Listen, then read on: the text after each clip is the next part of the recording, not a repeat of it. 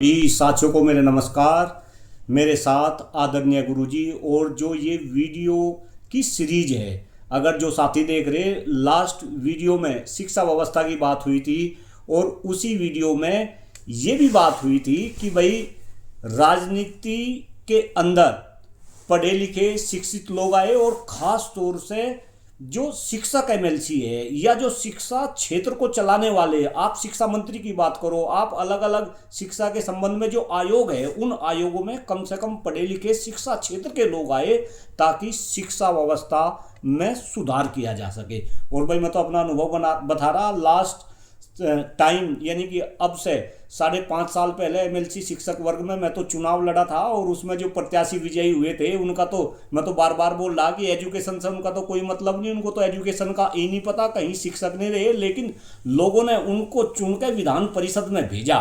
तो इस पे आदरणीय गुरुजी की क्या प्रतिक्रिया है वो जानने की कोशिश करेंगे। जी गुरुजी, क्या कहना चाहेंगे इस संबंध में? नमस्कार साथियों, शिक्षा मानवीय जीवन के विकास का साधन है। जैसे पहले वीडियो में मैंने कहा कि वो मानव जीवन की संपदा है, संपत्ति है, उसके बिना मनुष्य अधूरा है और मनुष्य में ही सीखने की ये जो कला है ये अन्य जीवों में नहीं मिलती। लेकिन मैं कहना चाहूँगा कि ये जो कला है इसके विषय में बिना अहंकार के एक बात मैं भी स्वीकार करता हूँ, आप भी स्वीकार करें कि एक शिक्षक को पूरे जीवन किसी चिकित्सक के पास जाना पड़े ना जाना पड़े ज़रूरी नहीं, पुलिस थाने जाना पड़े ना पड़े ये ज़रूरी नहीं, एक जिलाधिकारी के पास आना जाना पड़े ये ज़रूरी नहीं, लेकिन इन सब को एक शिक्षक के नीचे से होकर गुजरना ही पड़ेगा, तभी वो इन पदों पर और प्रतिष्ठाओं पर पहुँचेंगे।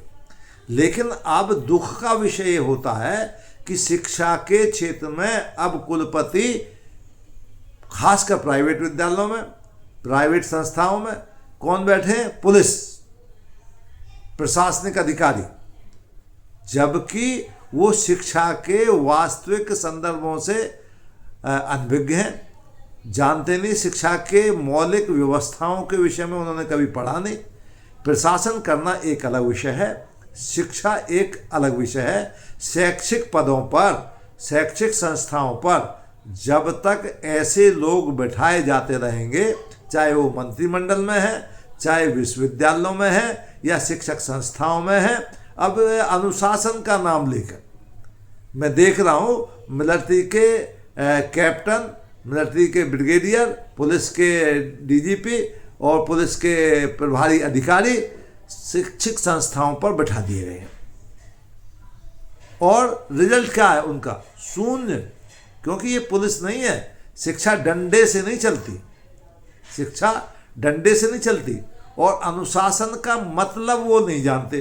अनुशासन का मतलब इन दबंग विभागों में मात्र यह है कि डंडे के डर से यदि सामने वाला चुप बैठा रहे, इसे वो अनुशासन मानते हैं। जबकि शिक्षा में अनुशासन का मतलब है, अनु मतलब आत्मा, आत्मा का शासन। आत्मा के शासन को वह जान सकता है जिसने वास्तविक स्तर पर गुरु चरणों में बैठ के शिक्षा ली हो, आत्मा को जाना हो, ध्यान को जाना हो, योग को जाना हो, शिक्षा पढ़ाने के मनोविज्ञान को जाना हो। मनोविज्ञान शिक्षा से गायब हो गई है, इसलिए कुछ शिक्षक भी ऐसे हो गए हैं जो डंडे की मांग करते हैं। मैं कहता हूं कि शिक्षक को आत्मनिरीक्षण करना चाहिए और सरकारों को ये विश्लेषण करना चाहिए अपनी कार्य प्रणालियों का कि शिक्षा मंत्रालयों में शैक्षणिक पदों पर, विश्वविद्यालयों के कुलपति के रूप में या शैक्षिक आयोगों के रूप में वो किसी अन्य विभाग के अधिकारियों को थोपे ना। यदि थोपेगी तो वो देश का सत्यानाश हो जाएगा। और सरकारें यदि सत्यानाश करने पर उतारू हैं तो फिर उसका उत्थान कौन करे? तो श्री